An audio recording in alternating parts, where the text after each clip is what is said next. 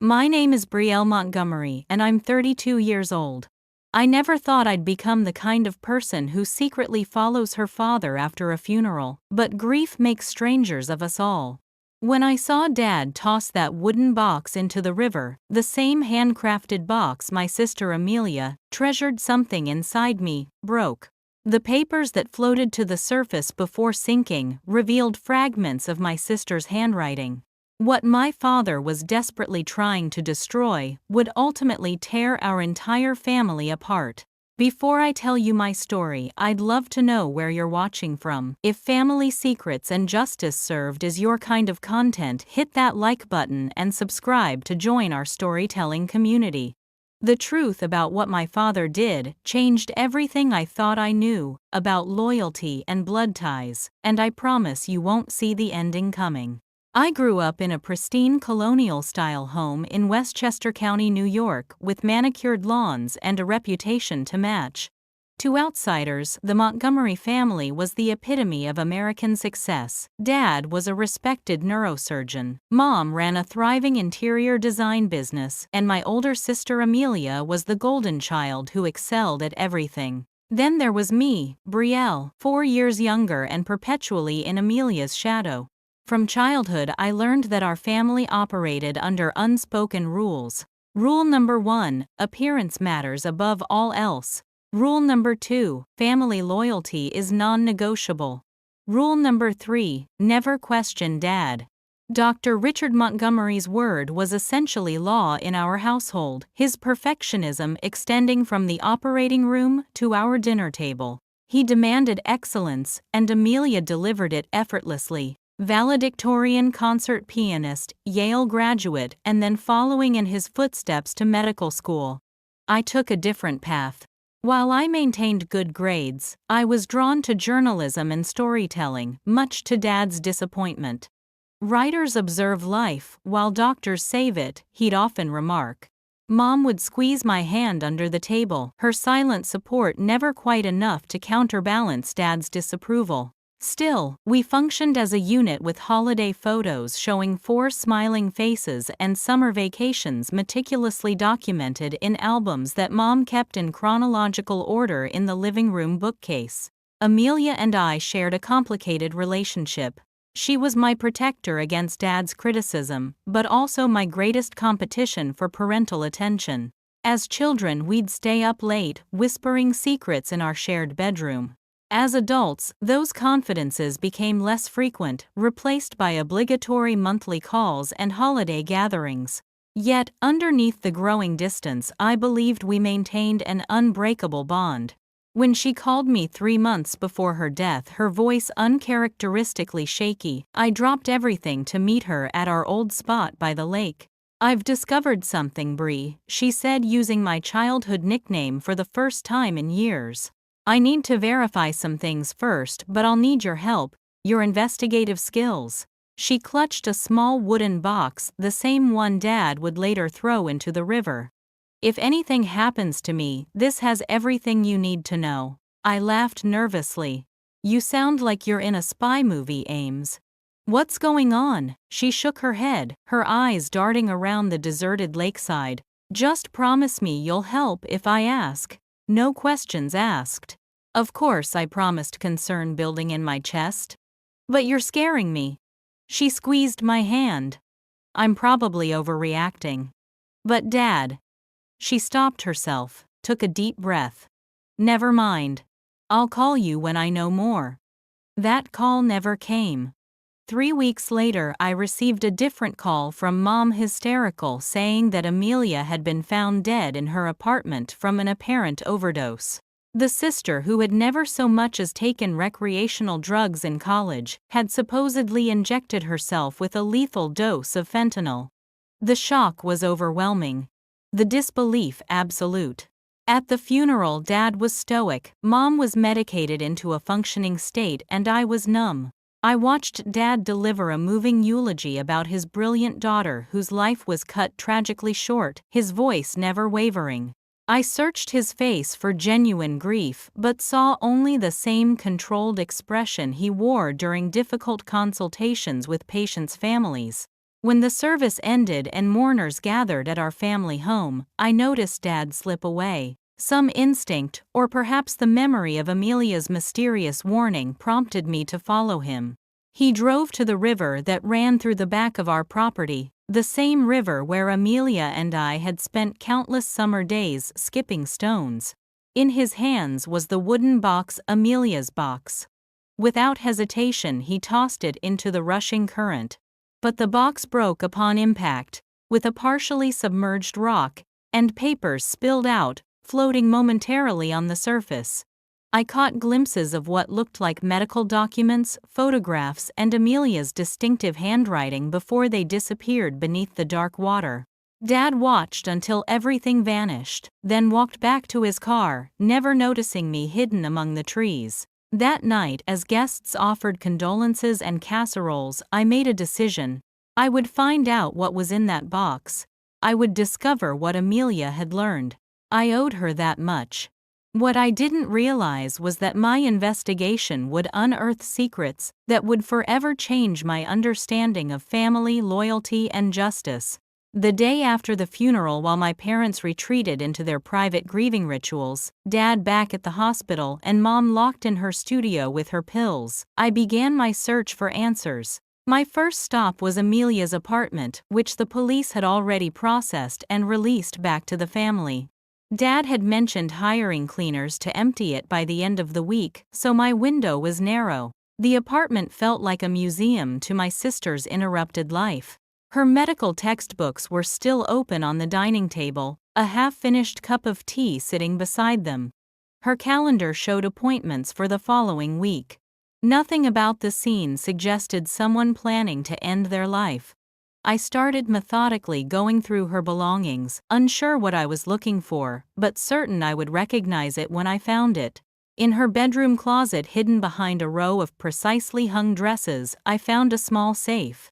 The combination eluded me until I tried our childhood address. Amelia always did have a sentimental streak beneath her practical exterior. Inside wasn't the wooden box I'd hoped for, but there was a sealed envelope with my name written on it. My hands trembled as I opened it to find a letter and a USB drive. "Dearest Bree," the letter began. "If you're reading this, either I've told you everything or I no longer can. The drive contains copies of what I've gathered so far. The originals are in my box, which only you and I know about. Dad can never know I've discovered his secret. It's worse than I initially thought. What he's done, what he's been doing, it's unforgivable. I'm going to confront him once I have the final piece of evidence. I know it's risky, but I have to try to make this right. If something happens to me, take this to Detective Lauren Reyes at the 27th Precinct. She's the only one I trust. All my love, Amelia." A chill ran through me. The implication was clear. Amelia had feared for her safety before her death, and she suspected our father. I plugged the USB drive into my laptop with shaking hands. The files were meticulously organized, typical of my sister. There were folders labeled by date going back 5 years. Inside were scanned medical records, emails, bank statements, and photographs. At first glance, they seemed to be related to various patients. I recognized Dad's signature on many of the documents, along with that of his longtime colleague, Dr. Philip Chen. As I dug deeper, a disturbing pattern emerged. There were records for experimental treatments not approved by any medical board, financial transactions to offshore accounts, and most chillingly, patient outcomes that didn't match the official hospital records. Patients who were listed as successfully treated in the hospital database appeared in Amelia's files as having suffered severe complications or even death. Among the files was a video recording. I clicked play and saw Amelia interviewing an elderly woman in what appeared to be a nursing home. "Mrs. Pemberton, can you tell me again about your husband's surgery?" Amelia's voice was gentle but firm. "Dr. Montgomery promised it would extend his life by years," the woman said, her eyes filling with tears. "Instead, John was dead within a week. When I questioned what went wrong, they said it was an expected outcome, given his condition. But that's not what we were told before the surgery. We were told it was routine safe, and you never received the follow-up documentation you requested. No. Just a death certificate and a bill for procedures insurance wouldn't cover. The video continued with similar testimonies from other families. By the time I finished going through all the files, night had fallen, and my understanding of my father had been shattered. Dad had been using his position to enroll vulnerable patients in unauthorized experimental procedures, falsifying their consent forms and medical outcomes. When complications arose, he covered them up, often with Dr. Chen's help. The profits went to private accounts linked to a research foundation Dad had established supposedly for advancing neurological treatments. Amelia, who had begun working at the same hospital a year ago, must have stumbled upon discrepancies in the records. Being Dad's daughter gave her access and insight that others might have missed. She'd spent months gathering evidence, building a case that could not only end Dad's career, but send him to prison. Had she confronted him after all? Was her death really an overdose or something more sinister? I needed to find the original documents that had been in the wooden box, but they were now at the bottom of the river. I needed to locate Detective Reyes, but it was well past midnight, and most urgently I needed to ensure my own safety. If Dad had discovered Amelia's investigation and taken drastic steps to silence her, I could be next if he realized I was following the same trail. I copied the USB contents to my own secure cloud storage, then replaced everything in Amelia's apartment exactly as I'd found it. As I locked up, my phone buzzed with a text from Mom. "Where are you?" Dad's asking. A cold sweat broke out across my forehead.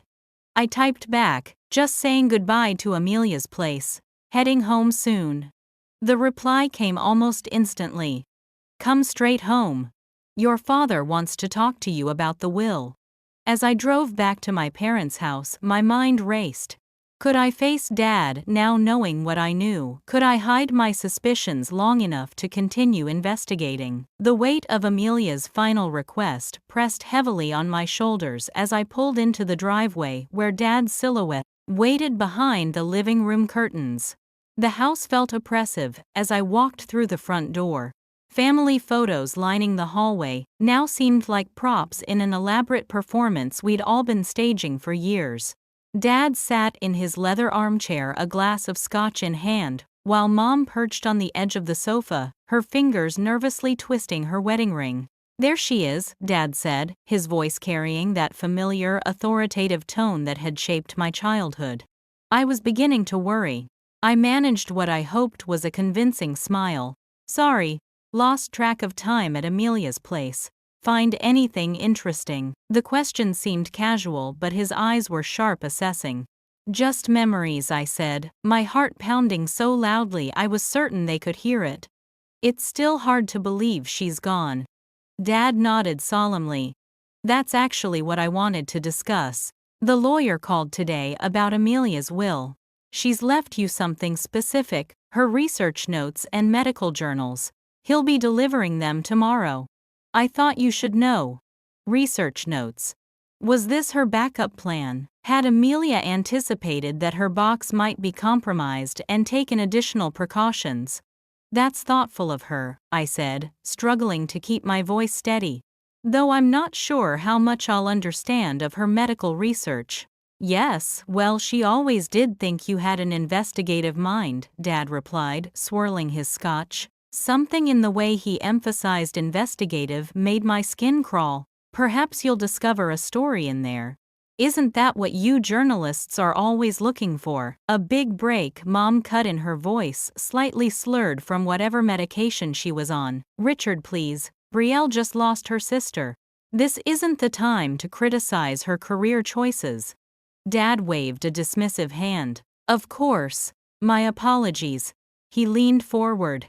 "By the way, did Amelia ever mention any concerns to you about work, perhaps? She seemed distracted in the weeks before her death." The question was a trap. I could feel it. No more than usual stress about her residency, I lied. Why do you ask?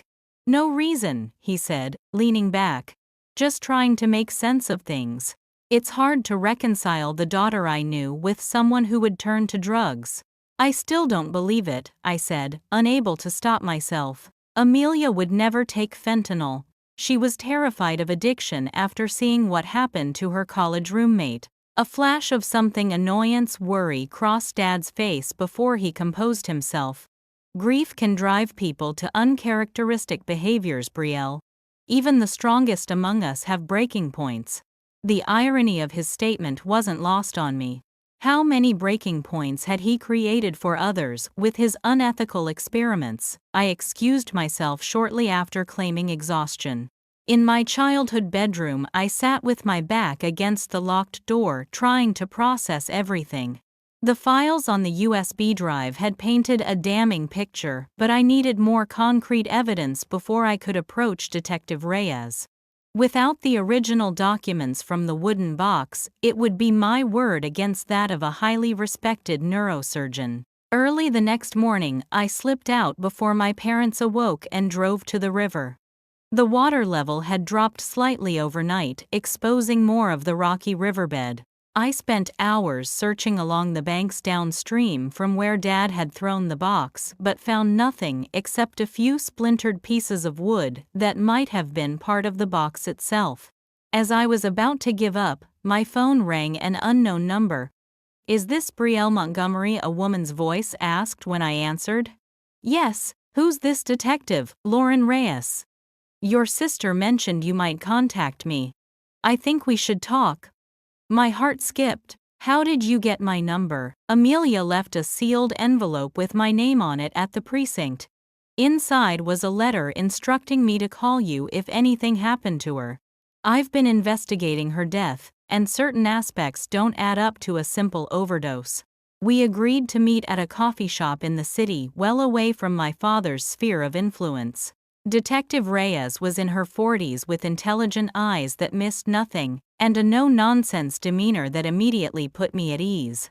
"The coroner ruled it an overdose," she explained, "but there were inconsistencies. The injection site was in Amelia's right arm." "She was left-handed," I said immediately. Reyes nodded. "Exactly.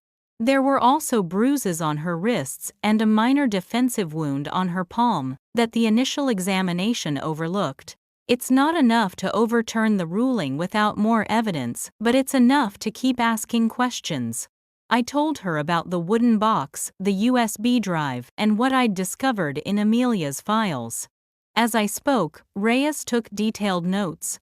"This aligns with what Amelia shared with me before her death," she said when I finished. "She was building a case against your father and Dr. Chen, but wanted irrefutable proof before going public. The last time we spoke, she mentioned finding a whistleblower within the hospital administration who had access to the original consent forms.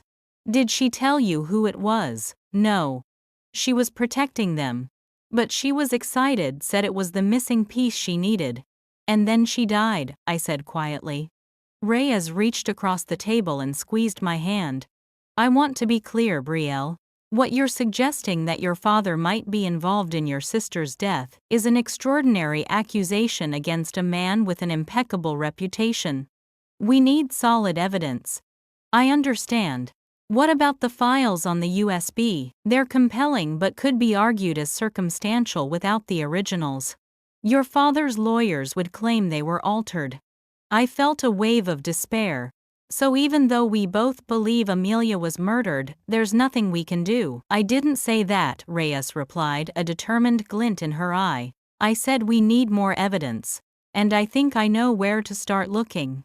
As she outlined her plan, I realized that the path forward would force me to continue living under the same roof as the man I now suspected of killing my sister.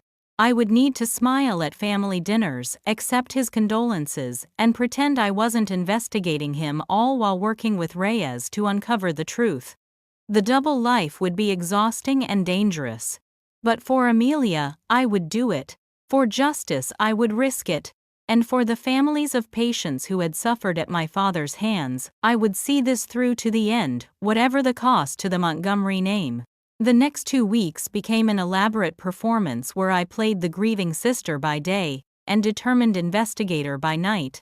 The lawyer delivered Amelia's research notes as promised, but they contained only legitimate medical research, nothing about Dad's unethical practices.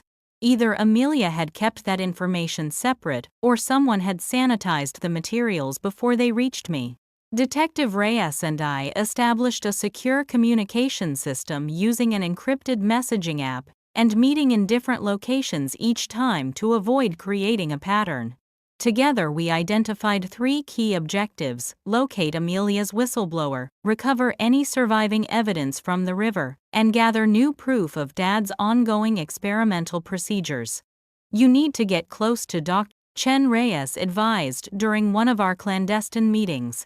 From what Amelia uncovered, he's the weak link, more follower than mastermind. If pressured, he might crack. I nodded, already formulating a plan. Dad's hosting a memorial fundraiser for Amelia next weekend.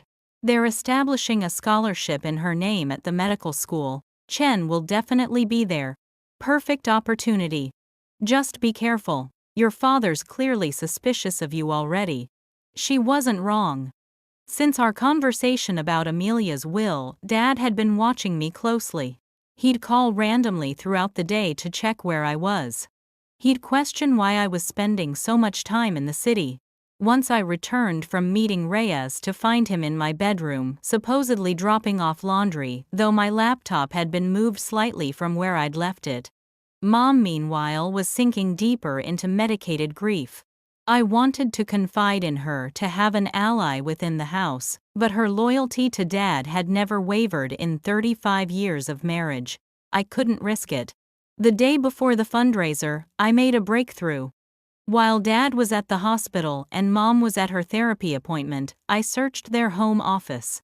Inside Dad's desk drawer, I found a small key labeled SC that opened a safety deposit box at Settlers Creek Bank.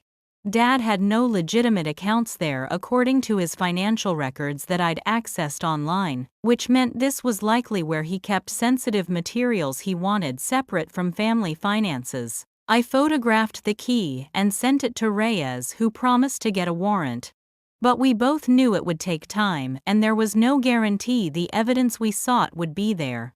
The memorial fundraiser was held at the country club where our family had been members since before I was born. The room was filled with the elite of the medical community, hospital administrators, and wealthy potential donors.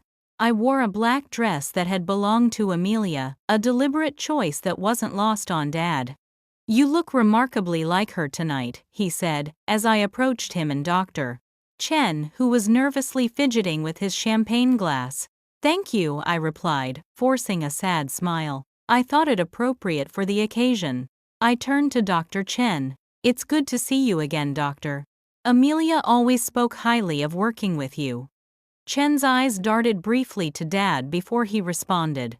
"Your sister was exceptional. A true loss to medicine. She mentioned collaborating with you on some innovative procedures." I continued, watching his reaction carefully. "She was very excited about the research potential." Chen paled slightly. "Nothing beyond standard protocols, I assure you." "Excuse me, I see the hospital director waving me over." He practically fled, leaving me alone with Dad, whose expression had hardened. Interesting approach to small talk, Brielle. Chen barely knew Amelia beyond professional courtesies. I shrugged innocently. "Just repeating what she told me." Actually, she mentioned several patients whose outcomes were particularly significant. A Mrs. Pemberton's husband was one, I believe. The glass in Dad's hand trembled almost imperceptibly. "I treat hundreds of patients, Brielle. I can't be expected to remember every name." "Of course not. Though this case seemed especially meaningful to Amelia." Dad set down his glass. "I think you've had enough champagne for tonight. You're becoming maudlin, and this is supposed to be a celebration of Amelia's legacy." Before I could respond, he steered me toward a group of donors, effectively ending our conversation. But I'd seen what I needed to see, both his reaction and Chen's. They were hiding something, and they were worried about what Amelia might have told me. Later that evening, as the event wound down, I spotted Chen leaving early. On impulse, I followed him to the parking lot. "Dr. Chen," I called out. "Do you have a moment?" He turned visibly uncomfortable. "It's getting late, Miss Montgomery. Please," I said, injecting desperation into my voice. "I need to understand what happened to my sister. The police report says one thing, but I know Amelia. She wouldn't have taken drugs." Chen's face softened with what appeared to be genuine regret. "I'm truly sorry for your loss, but I don't know anything beyond what's already been reported." I took a chance. "What about the experiments, the ones that went wrong?" His face drained of color. "I don't know what you're talking about." "I think you do. And I think my sister found out too." I pulled out my phone and showed him one of the documents from the USB drive, an email from him to my father, discussing alternative treatment protocols for a patient who later died. "Amelia kept records, Dr. Chen. And so have I." He glanced around the parking lot frantically. "You don't understand what you're getting into. Your father, he's not someone you want as an enemy. He's already my enemy if he had anything to do with Amelia's death." Chen grabbed my arm, his fingers digging painfully into my skin. "Listen to me carefully. I didn't know what he was planning for Amelia. I would have stopped it if I could. But you need to walk away from this before you end up like her." My blood ran cold. So he did kill her. I didn't say that. Chen backpedaled, releasing my arm. "I'm just saying." He stopped as footsteps approached. "Everything all right here?" My father's voice cut through the night air like a scalpel. Chen straightened immediately. "Just offering my condolences to your daughter, Richard. She's understandably still processing her grief." Dad's eyes moved between us, calculating. "Indeed.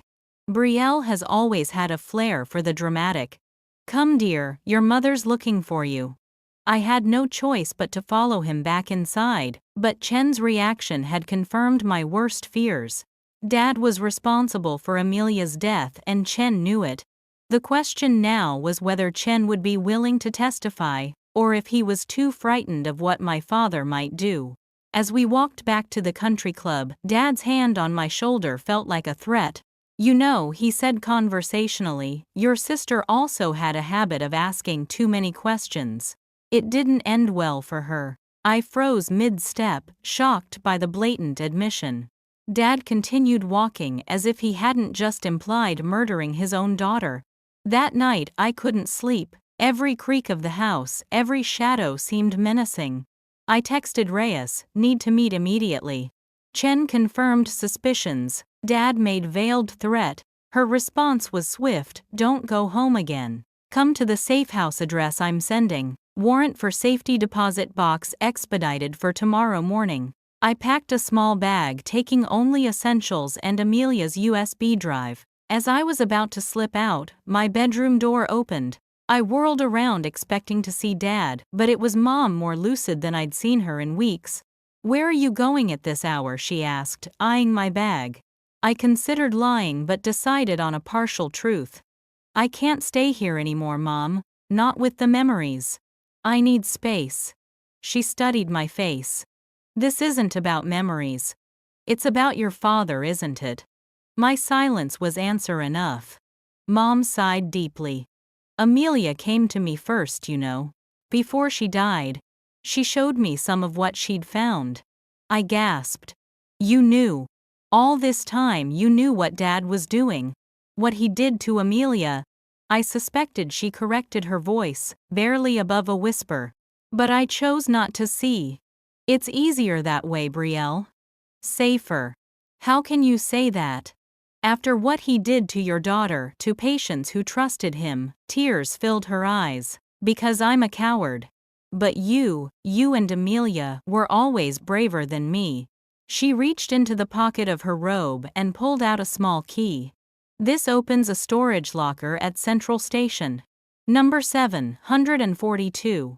Amelia gave me a copy of everything just in case. I haven't looked at it. I couldn't bear to confirm what I already knew in my heart. I took the key, stunned by this revelation.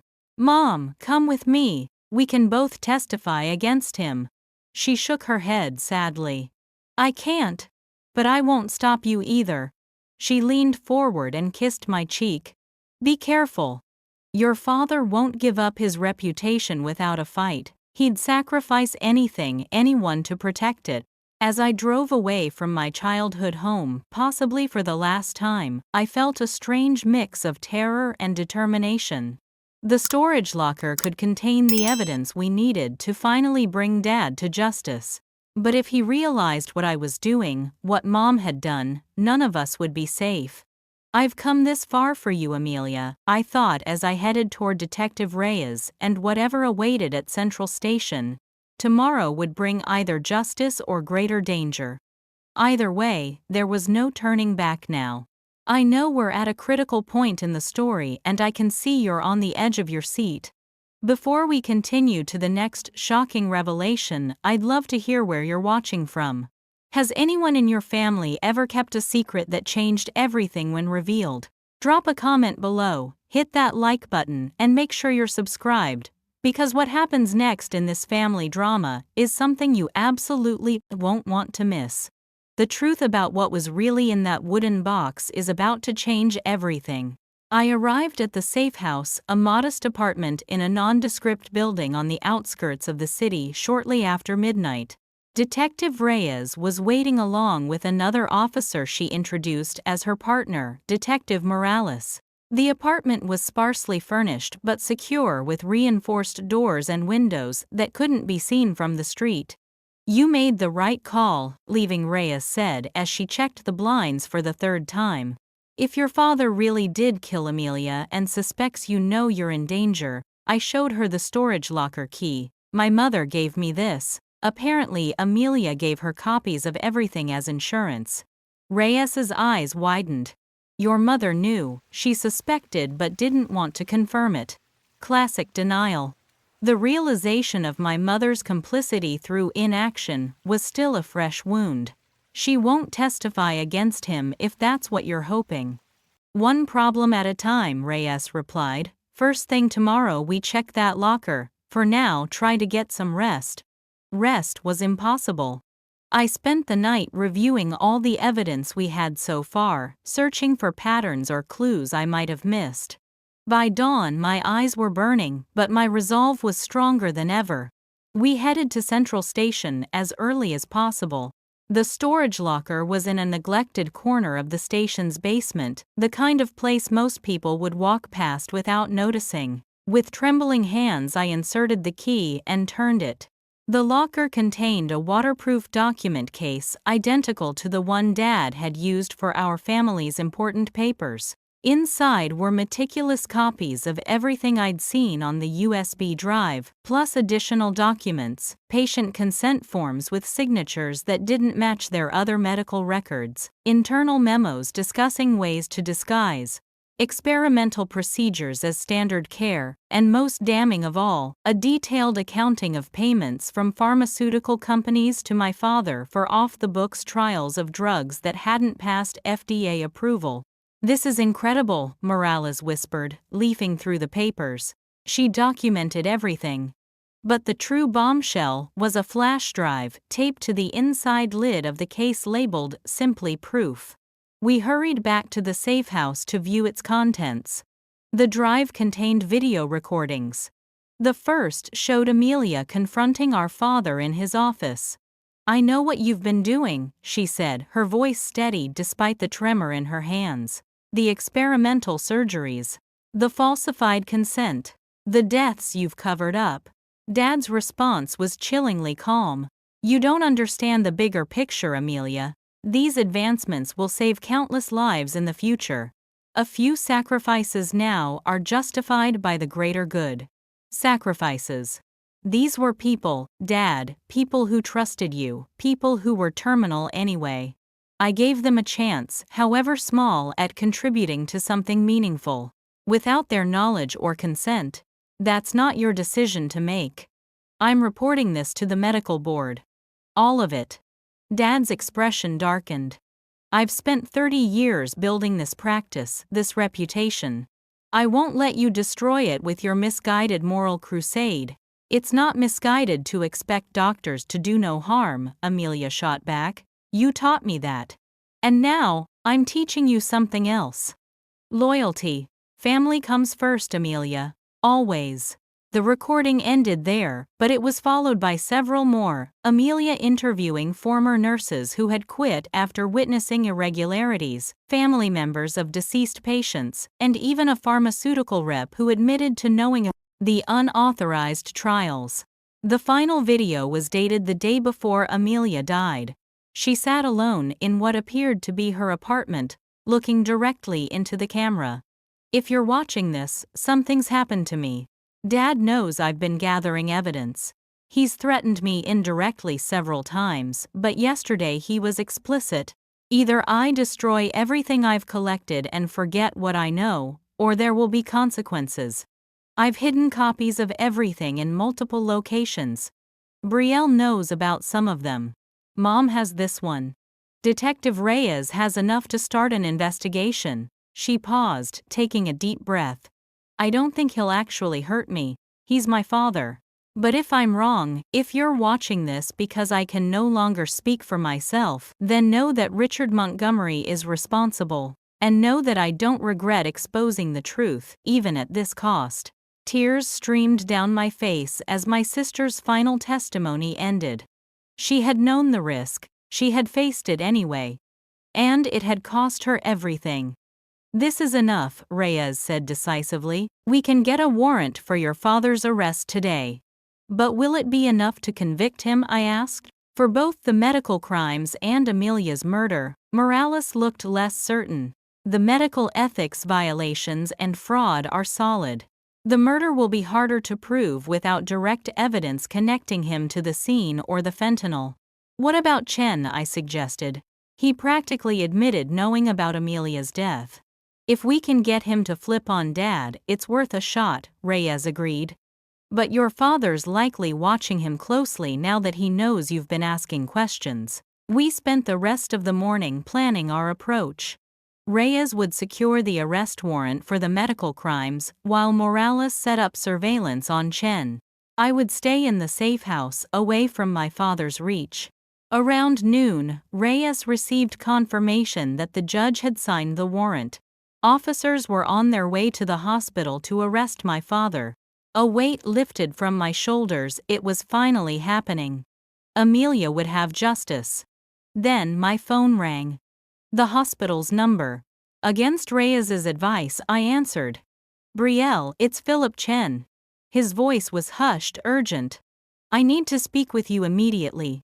It's about your sister. I'm listening, I said, putting the call on speaker so Reyes could hear. Not over the phone. Meet me at St. Michael's Church in 20 minutes. Come alone or I won't talk. How do I know this isn't a trap? Because your father's just been arrested, and I have no loyalty to him anymore. I know what really happened to Amelia. Bring the evidence you have and I'll fill in the missing pieces. The call ended. I looked at Reyes, who shook her head. It could be a trap, she warned. Your father has resources. Friends in high places. Just because we have a warrant doesn't mean he can't still reach you. Or Chen could be genuinely ready to confess, I argued. This might be our only chance to get concrete evidence linking Dad to Amelia's murder. After heated debate, we compromised. I would meet Chen, but Reyes and Morales would position themselves nearby, ready to intervene if anything went wrong. I would wear a wire capturing whatever confession Chen offered. St. Michael's Church was quiet and nearly empty when I arrived. Chen sat in the last pew, his posture tense, eyes darting toward every sound. When he saw me, relief washed over his face. You came, he said. I wasn't sure you would. You said you know what happened to my sister. Chen nodded, glancing around to ensure we were alone. I do. I was there the night she died. His voice broke. Not when it happened, but after. Your father called me frantic. Said there'd been an accident that Amelia had threatened to expose everything, and they'd argued, and somehow she'd been injected with fentanyl from his personal medical kit. My heart pounded. Are you saying it wasn't premeditated? He claimed it wasn't.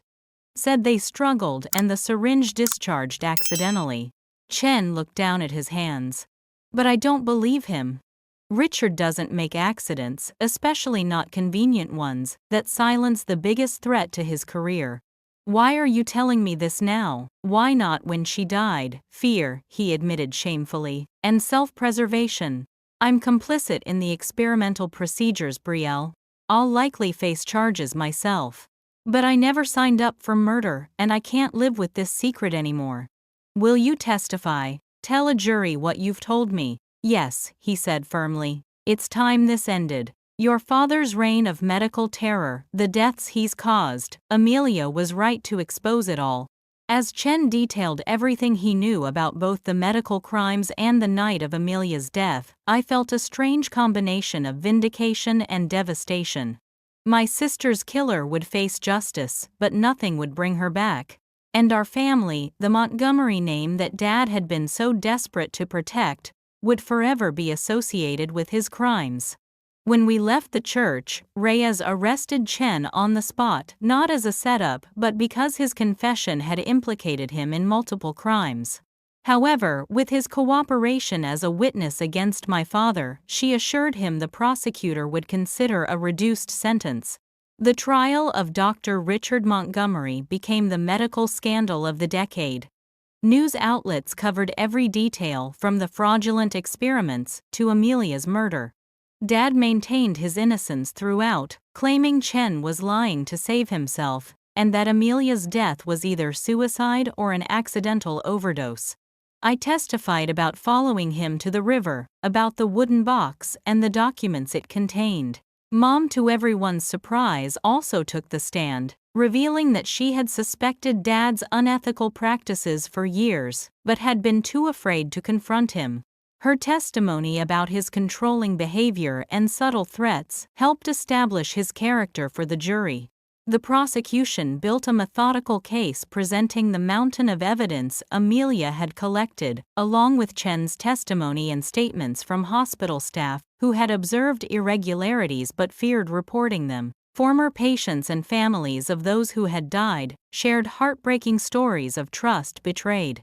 Throughout the proceedings, I sat in the courtroom every day, often making eye contact with Dad, searching for any sign of remorse or regret. I never found it. The father I had known, strict but caring, demanding but protective, had been a carefully constructed facade, hiding a man who valued reputation and scientific acclaim above human life, even the lives of his own children. On the day of closing arguments, as I prepared to leave for court, Detective Reyes called with an unexpected development.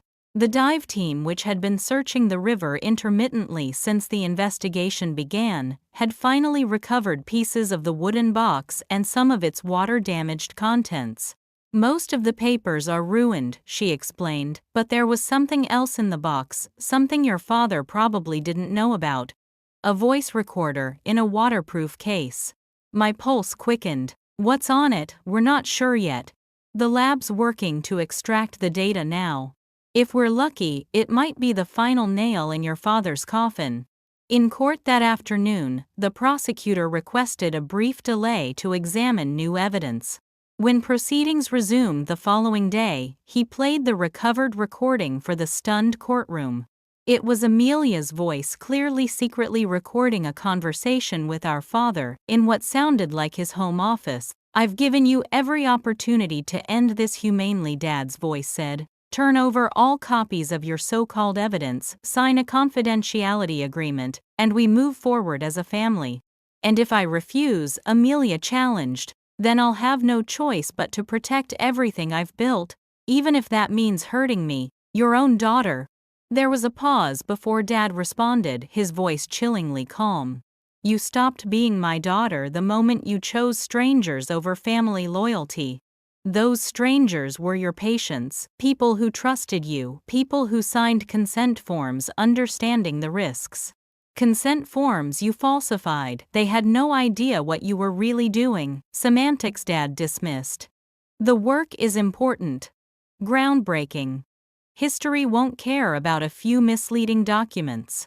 I care, Amelia said firmly. And I won't let you continue, Dad. I'm meeting with the medical board tomorrow. After that, the police. Then you leave me no choice.